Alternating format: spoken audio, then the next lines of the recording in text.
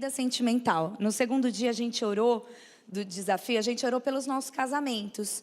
Para quem namora, para quem precisa namorar, para quem está orando por isso. E hoje nós vamos falar um pouquinho sobre isso, respeitando os processos da nossa vida sentimental. Faz assim. Eu sei que você quer fazer. Aqui a gente está só em mulher. O João ele está de preto, ele nem está ali, tá? Então a gente está só em mulher aqui, tá bom? Nós temos 3 grupos de mulher aqui, gente. Tem o Mateus também, desculpa, Mateus, que você está atrás do vaso. Nós temos 3 grupos de mulheres hoje aqui. Nós temos um grupo de mulheres que já se decepcionou, que já passou por um processo muito difícil na vida sentimental, que já sofreu muito, que já foi perrengue, mas sobreviveu, amém? Eu estou nelas. Nós temos o segundo grupo que está passando, que não consegue enxergar humanamente uma esperança, uma saída, já jogou a toalha, nada parece que faz efeito mais, é uma desilusão tão grande, porque nós mulheres, essa vida sentimental, essa vida sentimental, para um homem ler essa palavra, eles nem sabem o que é isso, gente. Eles não têm muito essa noção. Para a mulher isso tem um peso enorme. Se a gente está bem no amor, a gente está bem em todas as outras áreas. Se a gente não está, fica tudo cinza. É os 50 tons de cinza do outro jeito. Que a gente fica triste. E nós temos um terceiro grupo, que eu sinto, lamento e choro, mas que se não passou e nem está passando, irá passar. Desculpa, mas vai passar porque isso é processo. Uma mulher que é realmente experimentada em Deus, refinada no fogo, espremida, ela passa por um processo na vida sentimental. Não tem como. Nós, para começarmos, nós fomos feitas para isso. Nós fomos formadas para isso. O Senhor fez Adão e de Adão Ele tirou uma ajudadora.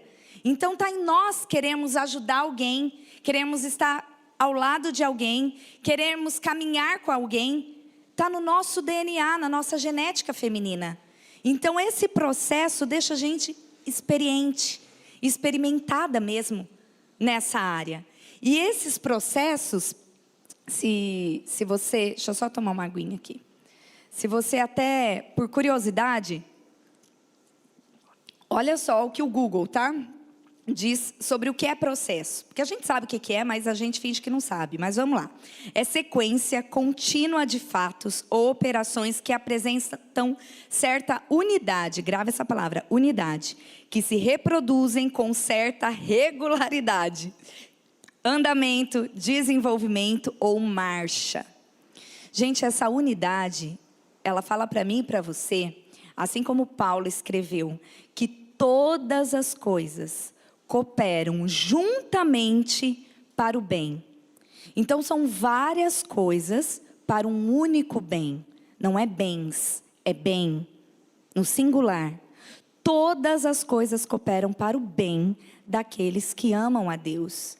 Então todos esses processos de quem já passou, quem está passando ou vai passar, eles vão cooperar juntamente para o bem de você que ama o Senhor. A gente reclama, dói, sangra, mas quando passa, a gente respira fundo e canta sobrevivi. É o meu louvor ultimamente, eu estou sobrevivendo. E é engraçado que depois que a gente passa por um processo na nossa vida sentimental, tudo na nossa volta vai gerar em torno disso. Todas as mulheres problemáticas vão vir atrás de você, porque você passa a ter autoridade no assunto.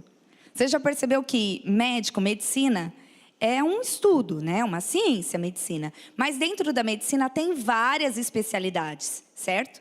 Dermatologia, cardiologia, não tem? Por conta disso, a pessoa se especializa numa área e ela vira autoridade sobre aquilo.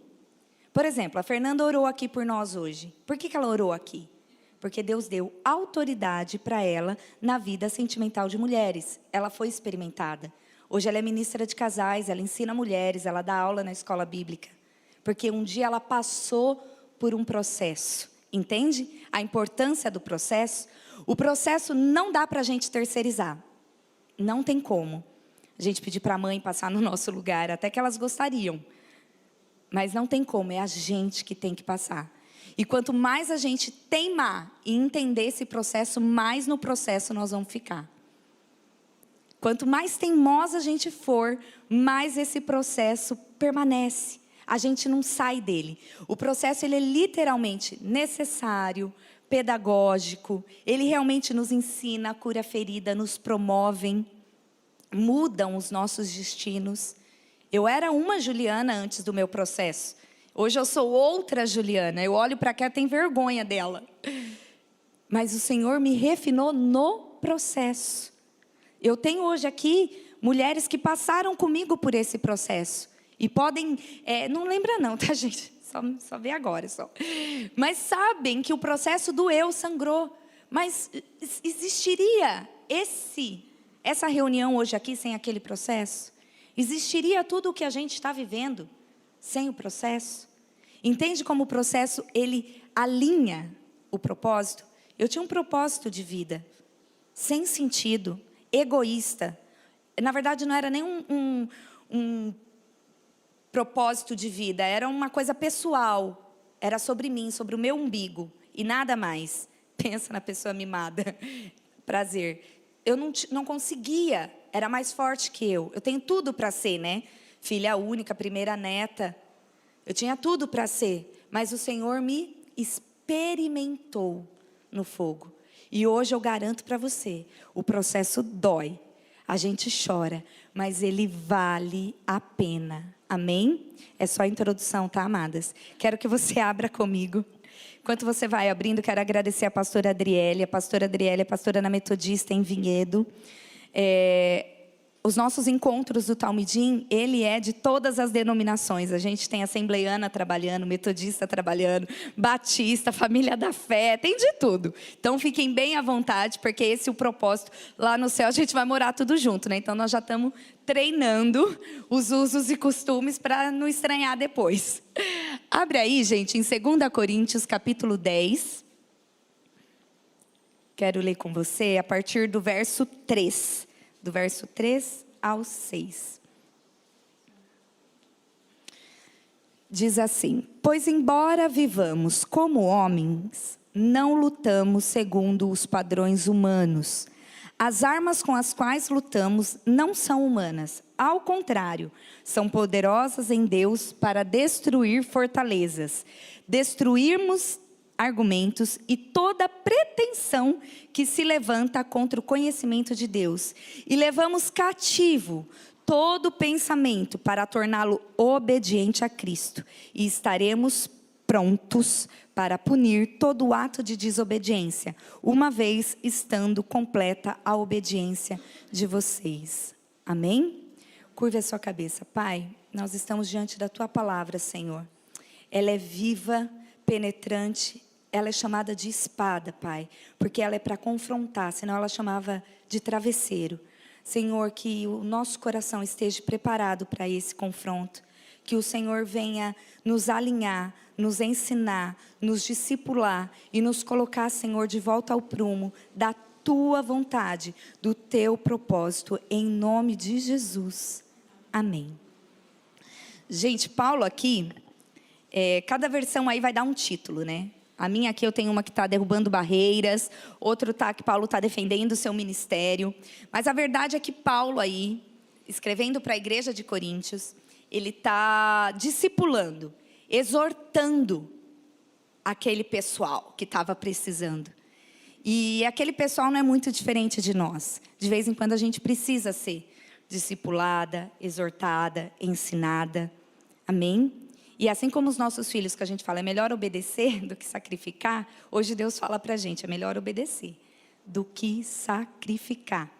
Paulo aqui, ele está quebrando tudo, derrubando barreiras. Ele tem um papel importantíssimo dentro do evangelho, porque ele está lidando com um povo extremamente religioso, extremamente legalista, que não entendia que Jesus quebrou o legalismo, e Jesus é um Deus para todos. Então ele estava naquela guerra de judeu e gentil, e ele tem a função, Paulo foi o maior missionário de todos os tempos, né? Foi ele que levou o evangelho para toda a Ásia, Europa, e por isso que nós estamos aqui, porque o evangelho chegou até nós.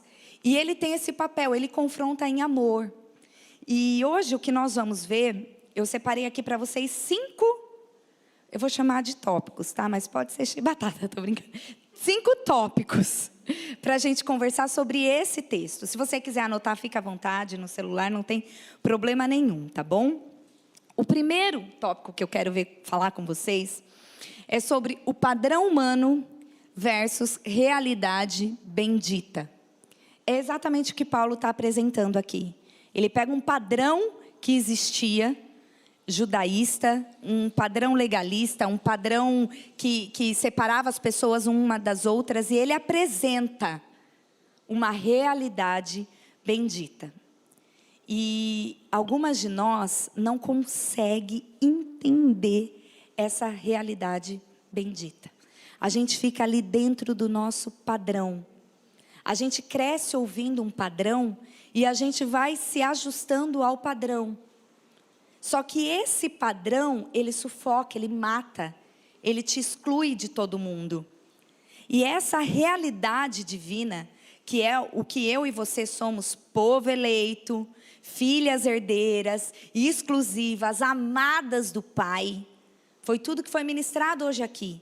Se a gente não se conscientiza desse amor, do preço que Jesus pagou na cruz para nos adotar, que nós não éramos da família de Deus, mas Ele nos adotou. Se a gente não cai, não permite cair essa ficha, a gente dá murro em ponta de faca, a gente não sai do lugar.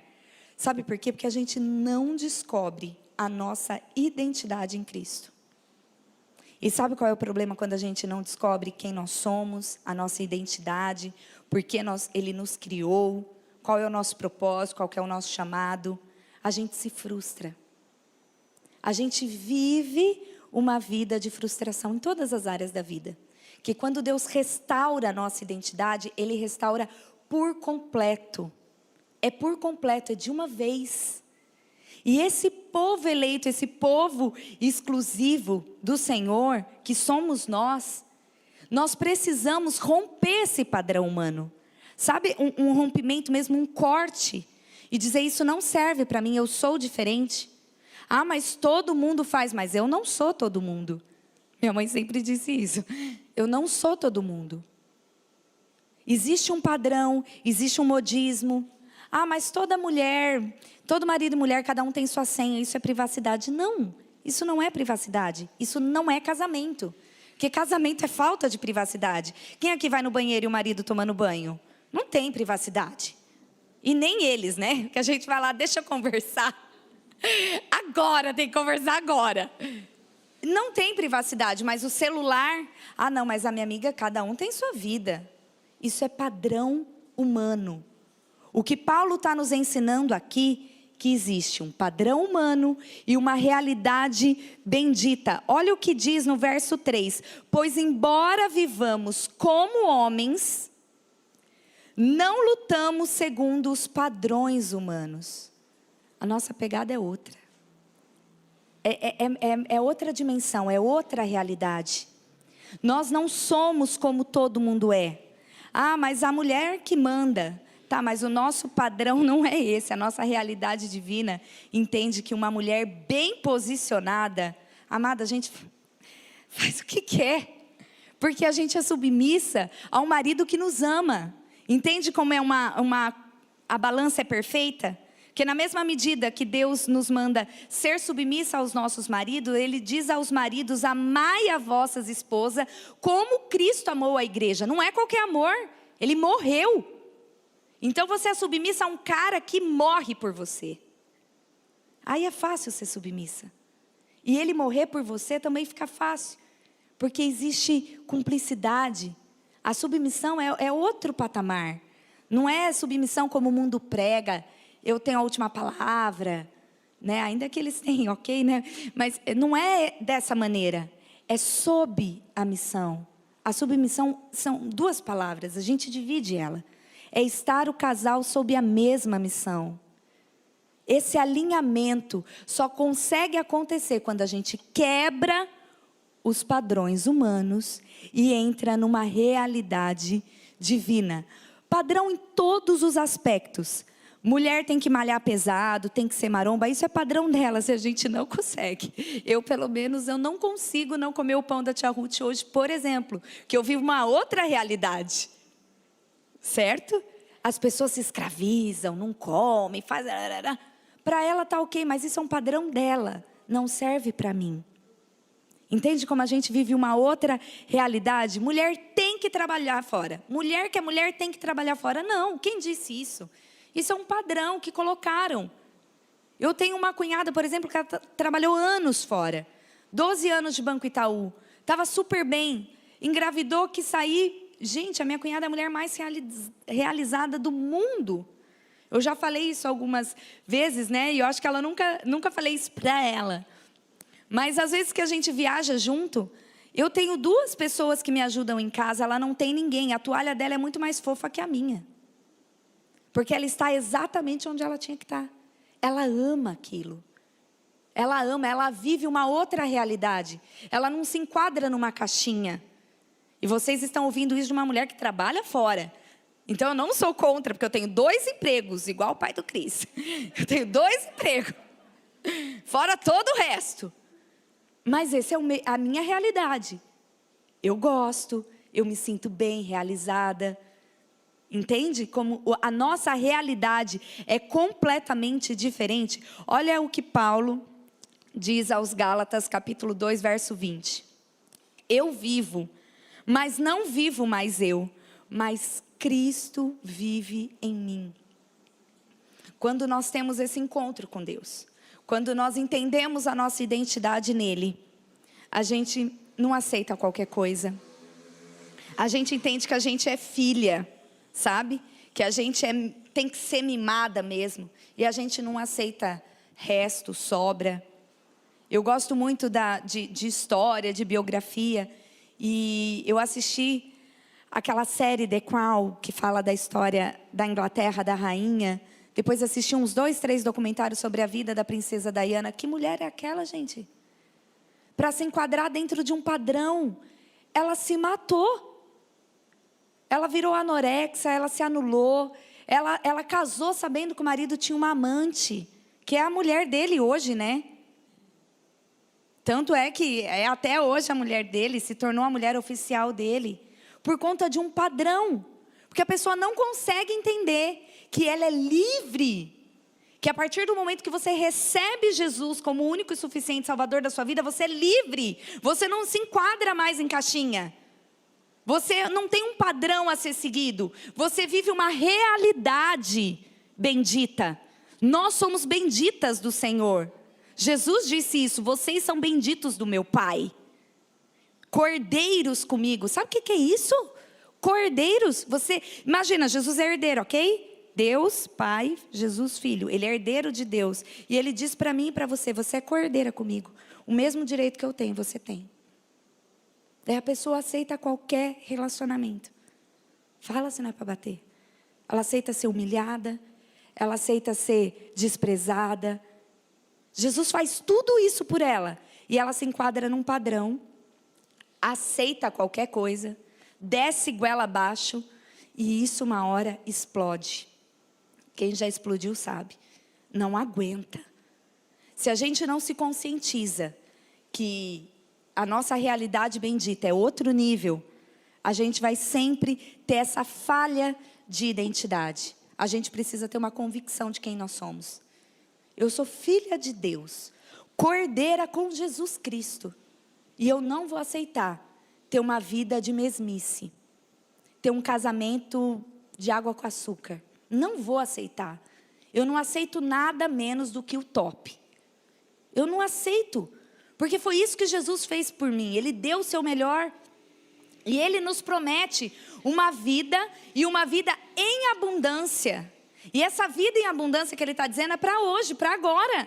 É abundância de alegria, é abundância de felicidade, é abundância de prazer. É abundância. Tudo que foge de abundância é escassez. É pouco, é migalha. E só aceita migalha quem não entendeu quem é em Cristo. Quem não entendeu a sua identidade em Cristo. Mas hoje o Senhor te trouxe aqui para te reapresentar. Tem um livro que eu quero indicar para você, chama Deixa Eu Me Apresentar a Você. Fala sobre identidade, é da pastora Thalita Pereira. E ela fala exatamente isso, deixa eu me apresentar a você. Ela descobriu a identidade dela. E Deus tem levantado ela na nação para falar sobre identidade. Você precisa descobrir quem você é. Você tem um DNA diferente de todas nós aqui. Uma digital diferente de todas nós aqui. Não tem por que eu dizer para você que esse é o padrão. Porque você vive uma outra dimensão. É realidade bendita. Amém? O segundo ponto são as armas que Paulo está dizendo aí no verso 4. Ele diz assim no verso 4: as armas com as quais lutamos não são humanas. Ao contrário, são poderosas em Deus para destruir fortalezas. Vamos pensar um pouquinho sobre armas. Não essa aqui do Bolsonaro, outra, tá? Nós somos criaturas extremamente dependentes de ferramentas. Extremamente. Nós somos diferentes dos animais. A gente come de garfo e faca. A gente constrói com utensílios. Tudo que a gente vai fazer, todo o empreendimento humano, ele usa a ferramenta. Seja para cuidar da terra, cozinhar, estudar, construir. Até mesmo nós somos diferentes dos anjos. Os anjos ouvem Deus falar e nós ouvimos Deus falar através da palavra. Porque nós temos uma ferramenta. Amém? Que é a espada, ela não é travesseiro. Ela vai te confrontar. Espada confronta. Ela divide a alma e o espírito. Nós somos criaturas extremamente dependentes de ferramentas. Extremamente. E algumas ferramentas, elas são feitas de madeira, de metal, de aço, de ouro, de bronze. Mas existem algumas ferramentas, que é a que Paulo está dizendo aqui, que elas são extremamente espirituais. Já que você está de máscara, faz assim, ó. Você acabou de morder a sua principal ferramenta. Ai, perdão. Mas é a sua ferramenta. Da tua boca sai vida e sai morte. Provérbios 18, 21. A morte e a vida estão no poder da língua. O que utiliza bem, come do seu fruto. A sua boca é a sua maior ferramenta espiritual. A maior ferramenta que você tem dentro da sua casa, dentro do seu relacionamento, é a sua boca. Uma boca que só amaldiçoa, que só compara o marido, que só vê o marido da outra, que só fala do pai, não consegue enxergar nada no marido. É uma mulher extremamente desmotivadora, mala. Você está matando o seu relacionamento com a sua língua.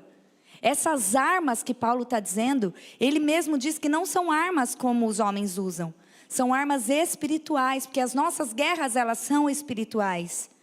E se a gente não aplicar essa ferramenta do jeito certo, percebe que a mesma ferramenta que apertou o parafuso, ela pode afrouxar?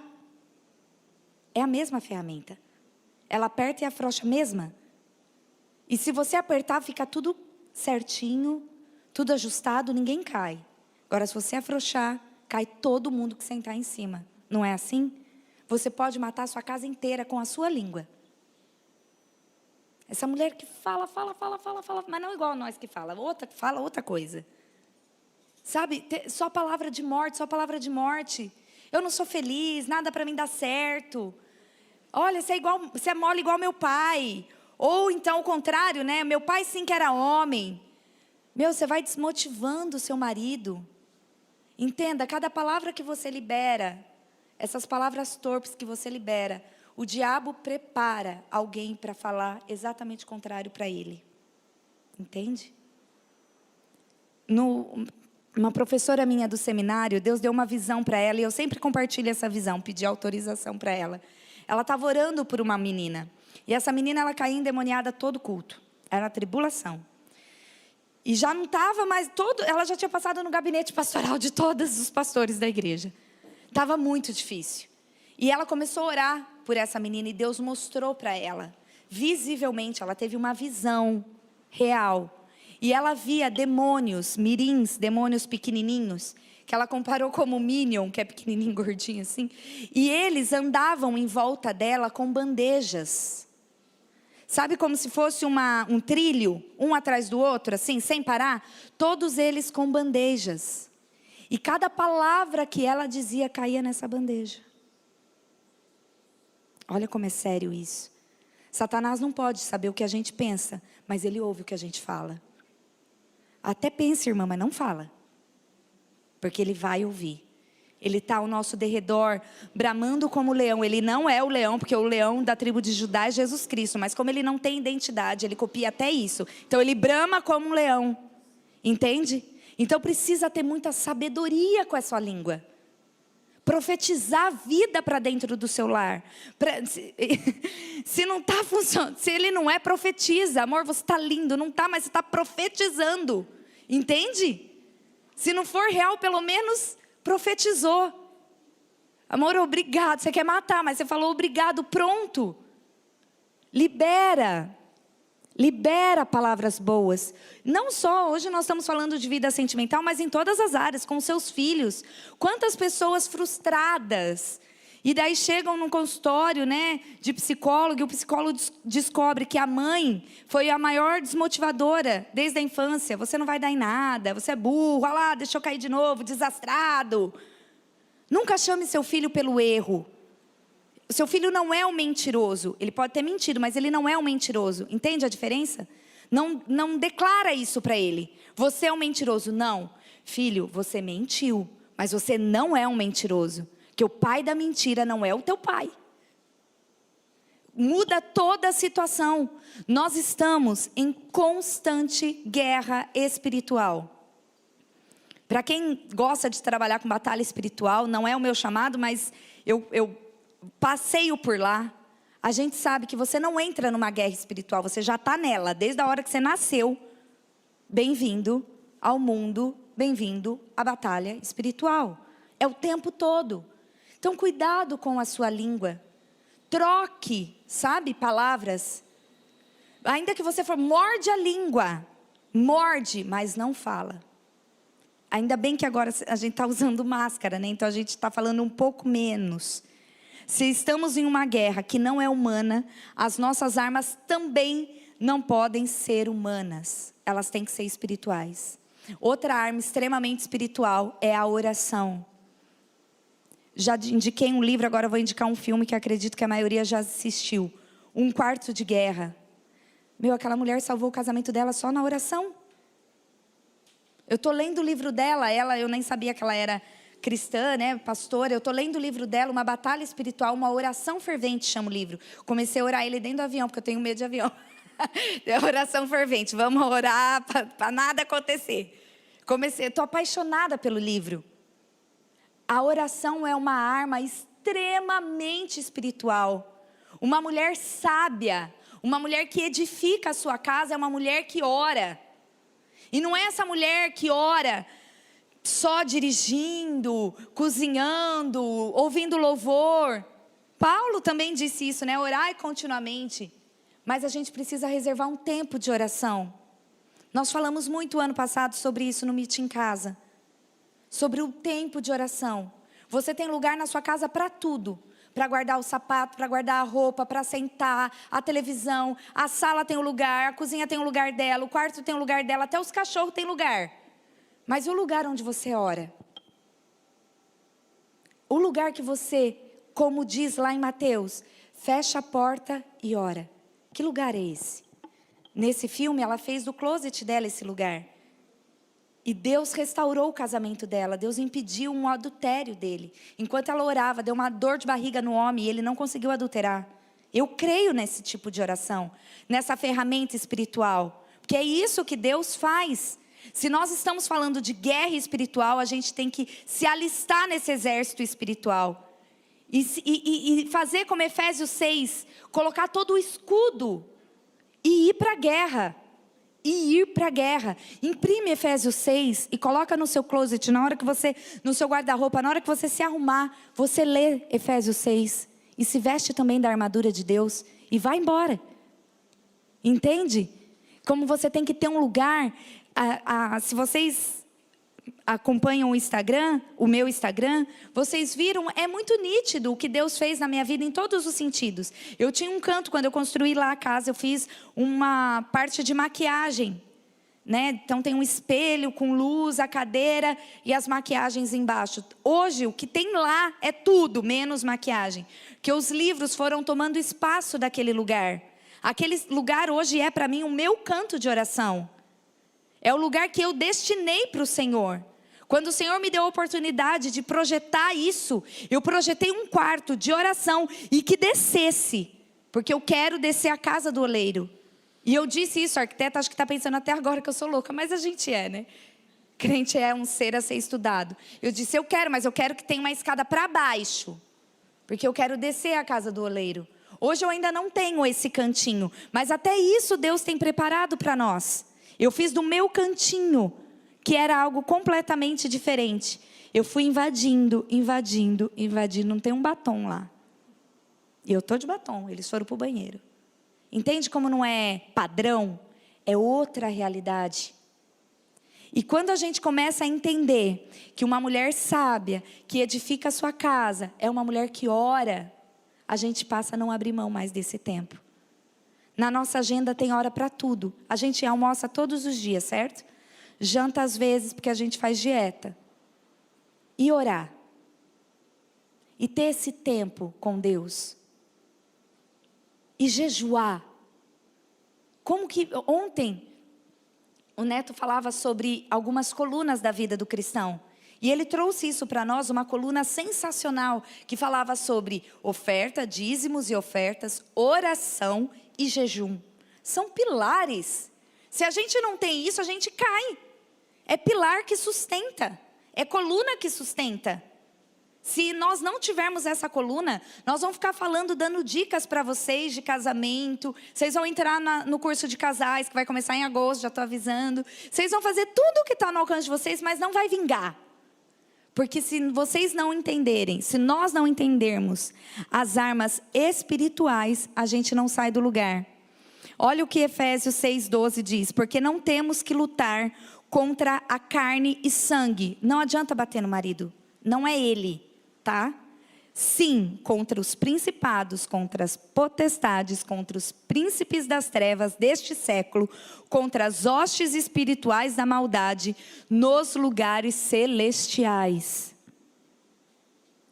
Se você não orar, se você não entender esse princípio, essa coluna, e se munir dessas armas espirituais, hoje nós só estamos falando de duas, só de duas, que é a boca e a oração. Mas leia Efésios 6, se capacite disso, entenda o que é uma armadura e se revista dela todo dia. A sua guerra não é contra o seu marido, nem contra a sua sogra, nem contra a sua cunhada. Deus me deu 5 irmãs, eu sei que eu estou falando, não é. A nossa guerra é espiritual. O inimigo nunca quis quebrar a tua empresa, falir a tua empresa, porque ele não precisa disso, ele queria tocar o teu casamento. O inimigo nunca quis o emprego do teu marido, ele não precisa do emprego do teu marido. O que ele queria, fazendo com que o seu marido saísse do emprego, perdesse o emprego, era refletir no teu casamento. O alvo é sempre o casamento, a unidade.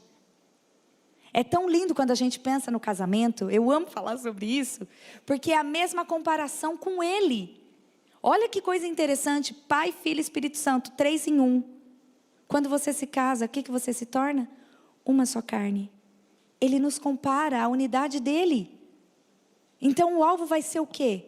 A nossa vida sentimental, o nosso coração, trabalhar na nossa frustração, deixar a gente amarga, porque daí a gente amarga, a gente perde o emprego. Daí a gente sem emprego, a gente fica com luta financeira. Com luta financeira a gente perde as amigas, porque a gente fica insuportável. Daí a gente fica sozinha mesmo. É um efeito dominó. Mas se você entender nessa noite que você está aprendendo e você vai mudar, você vai converter a tua língua ao Senhor. Você vai passar a ter uma vida de oração. Pronto. É outra dimensão. É acesso àquela realidade divina que nós estávamos falando.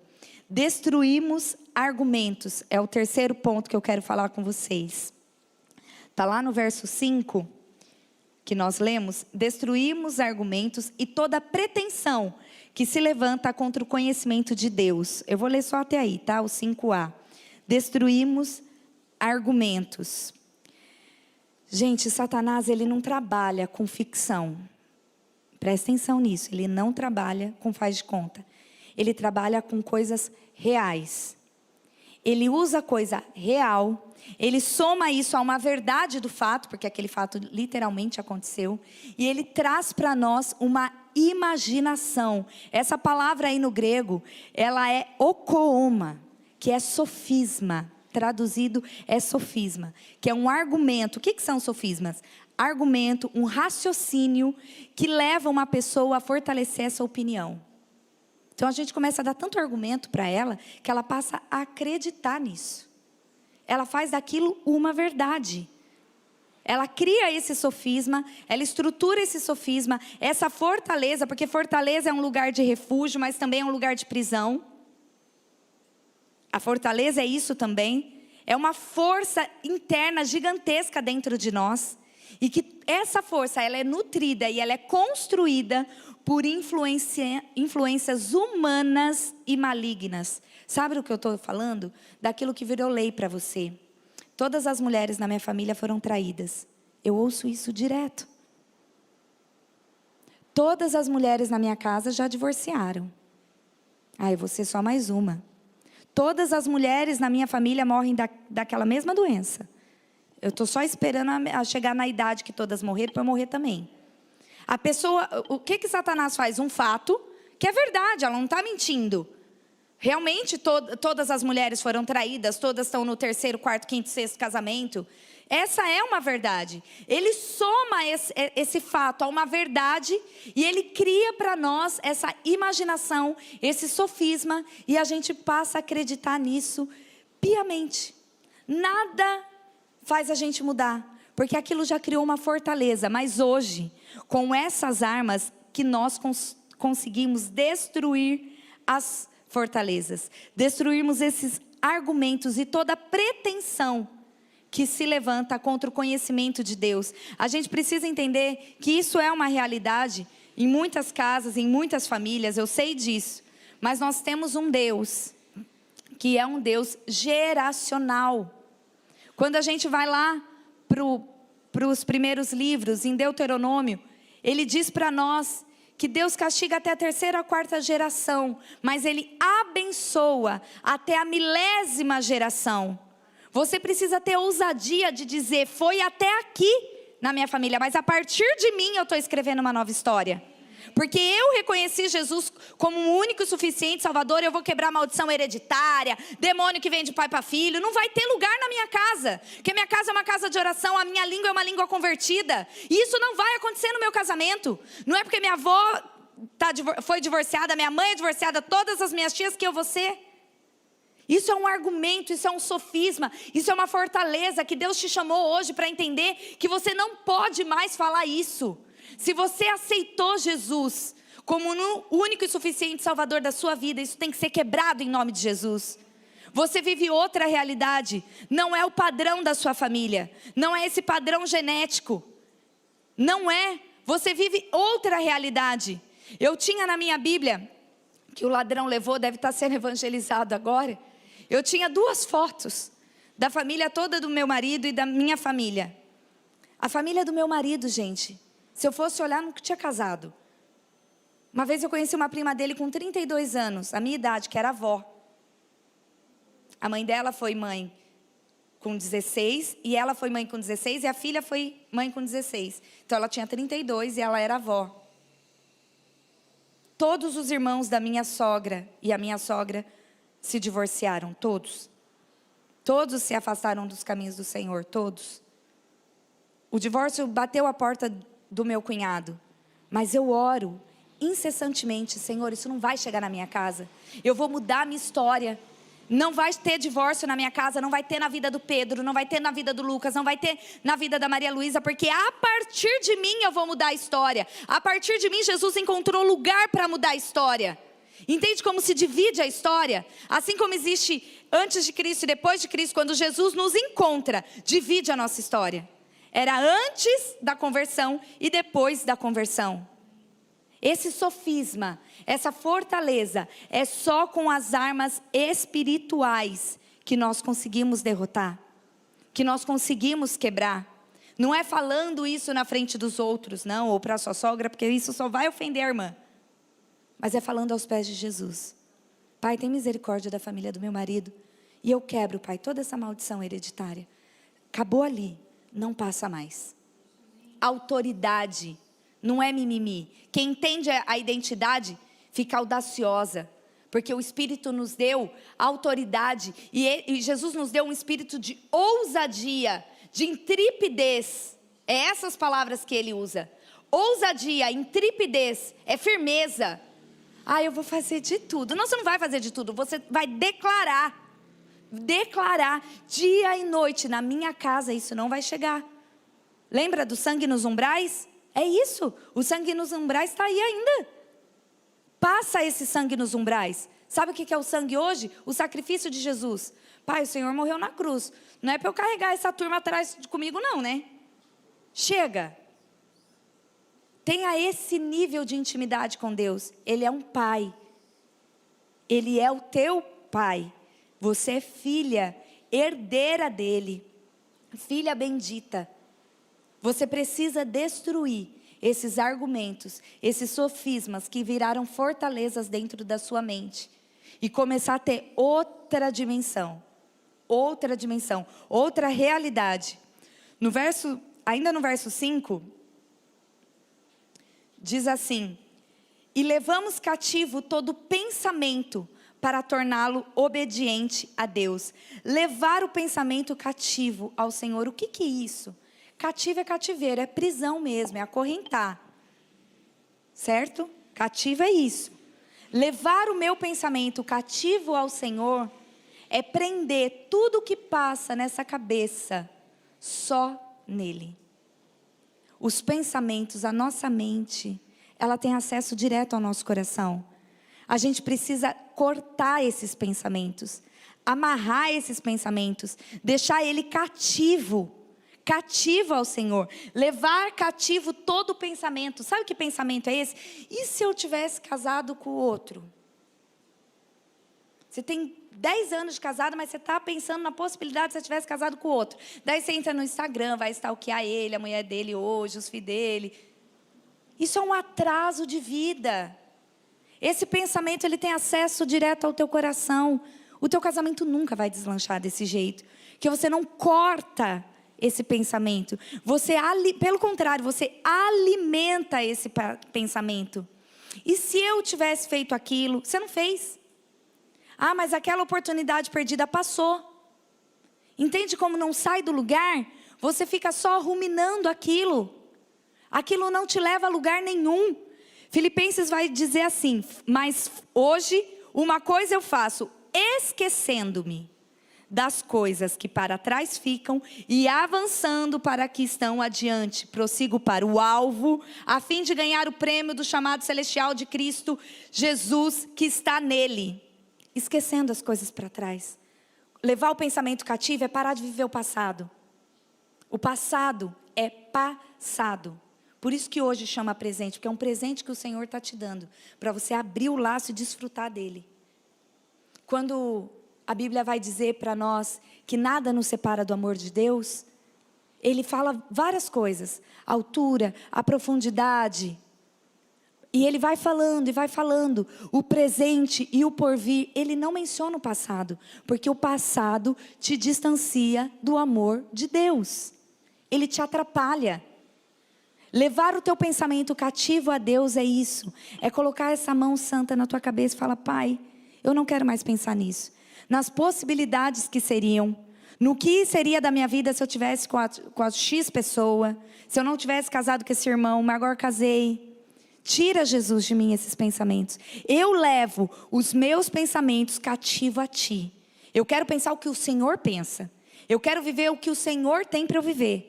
Eu quero estar no lugar que o Senhor projetou para eu estar. E não nos meus pensamentos. Os nossos pensamentos podem nos levar à perdição. Já ouviu aquilo que Cabeça Vazia, Oficina do Diabo? É a mais pura verdade. Ocupe o seu pensamento com a palavra do Senhor. Ocupe o tempo todo. Eu lembro que assim que o meu irmão faleceu, eu me entupi de pregação.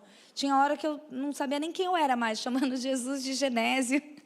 Jesus perdoa o diabo, eu já estava grogue. Mas eu não deixei a minha mente parar. Porque se ela parasse, eu ia pirar. Eu ia surtar. Eu entupi o meu pensamento. Coloquei mensagem, pregação. Eu levei o meu pensamento cativo, eu prendi. E disse, Senhor, eu não quero pensar em outra coisa, se não for na tua palavra. Senão eu vou morrer louca. E tem muita mulher morrendo louca. Porque fica pensando no que não é para pensar. No marido da vizinha, que faz para ela e o seu não faz. Não para de pensar no que não é para pensar. De como teria sido sua vida. O Senhor tem uma história nova para você. O Senhor, Ele trabalha com novidade de vida. Ele não trabalha com reforma, é novo. A Bíblia diz que as misericórdias do Senhor, elas se renovam a cada manhã. Hoje, quando você acordou, você tinha a mesma carga de misericórdia de ontem, tudo novo, igual o celular. É 100% de bateria, é tudo novo. O Senhor tem algo novo para fazer na sua vida. Chega de pensar naquilo que você devia ter feito, você não fez. Entrega isso ao Senhor. Confia nele e todas as coisas a mais Ele fará. Se a gente não entende isso, esses princípios, esses quesitos, a gente não sai do lugar. Respeitar os processos na nossa vida sentimental é isso. Respeita o processo. Para de pensar no que não é para pensar. Leva seu pensamento cativo ao Senhor. Começa a agradecer a Deus pela vida que o Senhor te deu, pelo namorado que Ele te apresentou, pelo noivo que você tem, pelo marido, pelos filhos, pelo ministério, pelo chamado, pelo emprego.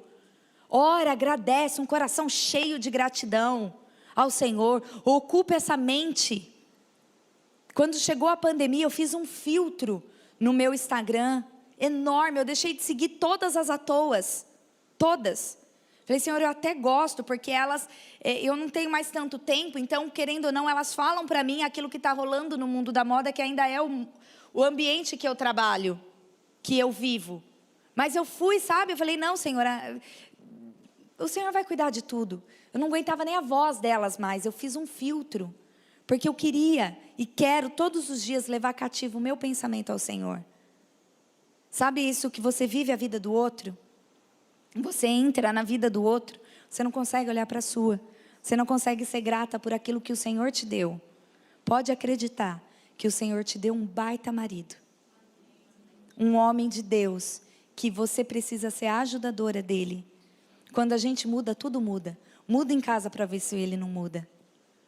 Primeiro que ele vai achar que você vai morrer, porque ele vai começar a ver você orar direto. Ele vai ficar preocupado, então ele vai começar a orar também. Mas não importa. A gente determina, né? Eu lembro uma das ministrações do Meet em Casa, falava sobre o termômetro e o termostato, a diferença. É muito curioso isso, porque o termômetro ele acusa a temperatura, mas o termostato ele equilibra a temperatura. Então numa piscina aquecida tem um aparelhinho chamado termostato que ele vai controlando. Se gela ele aquece, se aquece demais ele gela. Nós somos o termostato da nossa casa, é ou não é? Se a gente está bem, fica todo mundo bem. Se a gente está mal, virada, amada. O cachorro cria até asco que nós joga eles. Nós somos o termostato da nossa casa. Nós não só acusamos a temperatura, mas a gente equilibra a temperatura. Porque o papel de edificar está em nós. Olha que privilégio. Deus não falou o homem sábio edifica a sua casa. Ele deu essa função para nós. Nós precisamos ser sábias, porque é nós que vamos edificar a nossa casa. Essa é uma bênção, uma dádiva do Senhor. E a gente com a nossa língua, com a nossa diligência, com a nossa preguiça espiritual, põe tudo a perder. E faz como a Bíblia diz, a tola destrói com as suas próprias mãos. Destrói. Tem mulher, gente, que dá vontade de bater. E eu creio que nenhuma delas estão aqui. Porque só o fato de você estar aqui hoje, é porque você entendeu que existe algo que você precisa aprender, que você precisa ouvir, que você precisa buscar. Só o fato de você vir aqui já mostra que tudo isso que nós conversamos até agora vai surtir efeito. Amém? E o último que eu quero falar com vocês, que é uma questão de obediência, que é o que diz no verso 6, onde nós lemos, em 2 Coríntios 10. E estaremos prontas para punir todo ato de desobediência, uma vez estando completa a obediência de vocês. Obedecer a Deus, ela não é uma opção, ela é um mandamento. Ou você é, ou você não é. Faça a sua parte. Ju, mas você não imagina o traste que está lá em casa agora. Eu sei, eu posso imaginar, mas faça a sua parte. Deus vai fazer o que cabe a Ele. Todas as coisas têm uma parte nossa e uma parte de Deus. Lembra do bate e abrir-se-á? Quem bateu? Somos nós e Ele abre. Quem pediu? Somos nós e Ele responde. Quem procurou? Somos nós e Ele faz nos achar. Faça a sua parte. Esquece, conversa com Ele, tenta, terapia, tudo isso. Mas espiritualmente falando, faça a sua parte. Jejue você, ore você. Deus é poderoso para transformar coração de pedra em coração de carne. Nós já vimos muito homem durão, sair miudinho, gatinhando da sala de casais. A Flávia fez o curso de casais. Porque é pedreira, né? O Neto dá umas exprimidas, o Denis. Entende? Faça a sua parte. Amor, olha, já matriculei a gente num curso de casais. Vai ser céu na terra todo dia. Vê se ele não vai. Eu prometo, irmão, que vai abrir o céu todo dia nessa cama, se você for comigo. Você vai ver se ele não vai. Depois ele até esquece. Faça você a sua parte, busque você. A minha mãe foi à igreja 12 anos, buscando pela conversão do meu pai. 12 anos. Quando a gente olha de fora, meu pai parece ser um anjo, né? E ele é mesmo, mas ele foi muito teimoso, muito durão. Deus quebrou as pernas dele e não foi só na modo de falar, não, quebrou mesmo. No futebol, virou o pé dele para trás. Para ele se converter. 12 anos, a minha mãe entendeu isso, que era uma questão de obediência. Você não vai, mas eu vou. Eu vou buscar. Você não está orando, mas eu estou. Você não vai ungir a nossa casa, mas eu vou. Besunta a sua casa de óleo, ora. Abençoa. Ora no seu leito. Abençoa o travesseiro dele. Declara palavras de vida. Pai, dá sonho, Senhor, para esse homem se converter. Faz ele sonhar com o inferno, com o capeta, mas faz ele se converter. Ora com ousadia. Era o que a minha mãe orava. E deu certo. O irmão está lá crente. 12 anos indo para a igreja sozinha. Congresso do círculo de oração sozinha. Vez ou outra ele ia. Mas ele dizia o quê? Na época nós íamos numa igreja, na igreja que eu nasci, que não podia jogar bola. E um dia ele disse assim, olha irmã, falou para uma irmã que ia sempre orar lá na nossa casa, para a irmã Inês. E ele disse assim, irmã Inês, se eu tiver que parar de jogar bola para virar crente, eu não vou virar nunca. O que ela respondeu para ele? Tá bom, irmão, o irmão acabou de virar crente. Passou dias, ele ia jogar bola todo final de semana, todo sábado de manhã, era dia do irmão Ney jogar bola. E o campo era perto da nossa casa. Eu e minha mãe fomos ao salão de beleza quando a gente estava voltando. Aquela multidão de gente, ambulância, tudo parado, os carros parados. Ela olhou e falou, seu pai acabou de aceitar Jesus. Foi? Foi desse jeito. Tem aqui um monte que conhece essa história.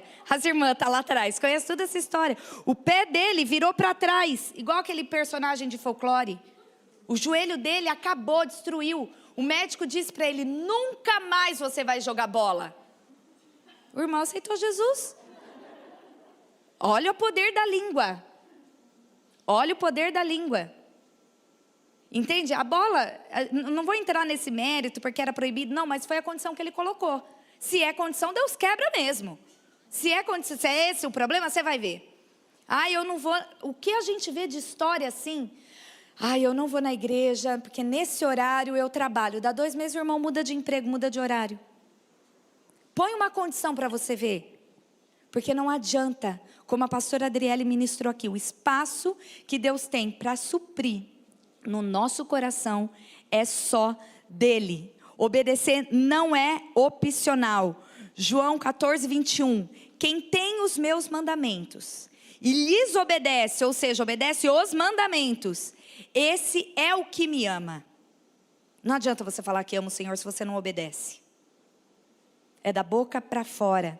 Aquele que me ama será amado por meu Pai, e eu também o amarei e me revelarei a ele.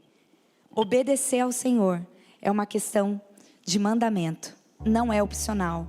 Acabou as opções para você. Ou você entra na linha agora, irmã, ou você não tem mais do que reclamar. Hoje você aprendeu que você é realeza, lembra? Da realidade bendita e do padrão humano. Você é realeza, você vive numa outra dimensão, em outro nível. Você aprendeu sobre as armas espirituais que você precisa tomar posse hoje. Passar a profetizar vida dentro da sua casa e não morte.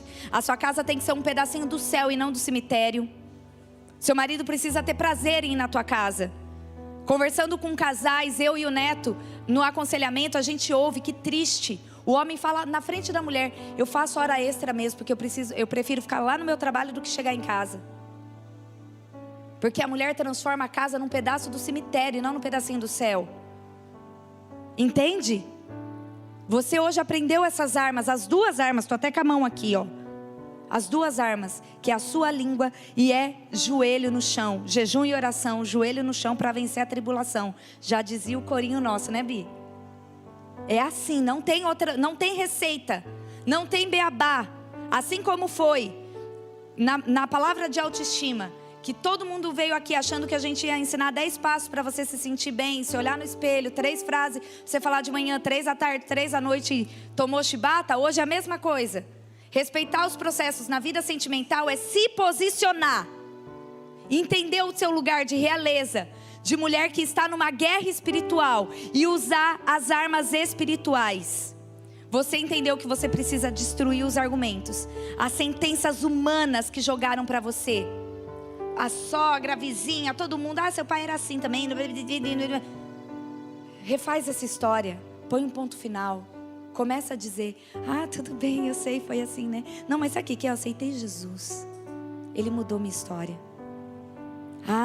Na família do meu marido todos são alcoólatras.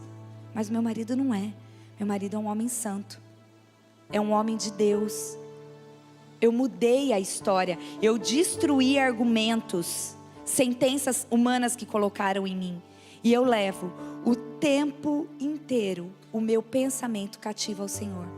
Eu não deixo fazer ninho na minha cabeça.